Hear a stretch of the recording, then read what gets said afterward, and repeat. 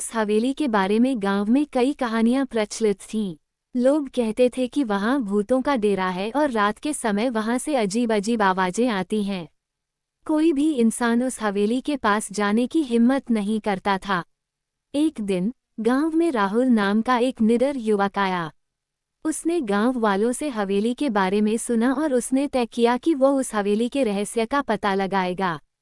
गांव वालों ने उसे मना किया, लेकिन राहुल ने किसी की न सुनी। रात होते ही राहुल एक टॉर्च और कैमरा लेकर हवेली की ओर चल पड़ा।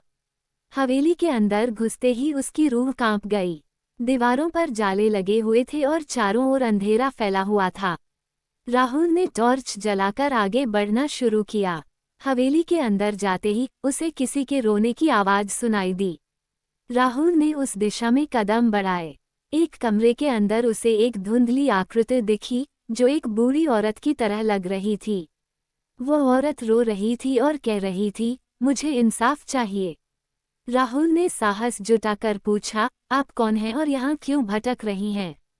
बूढ़ी औरत ने कहा, मैं इस हवेली की मालकिन थी। मेरे पति ने मुझे मारकर इस हवेली में दफन कर दिया था ताकि वो सारी संपत्ति हड़प सके।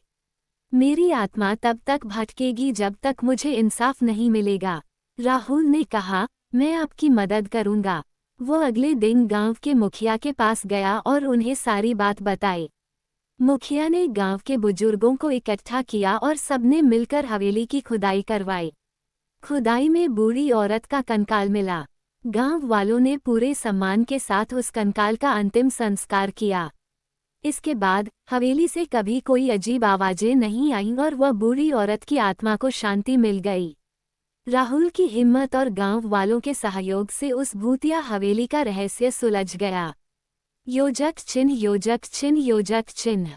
आपको ये भूतिया कहानी कैसी लगी?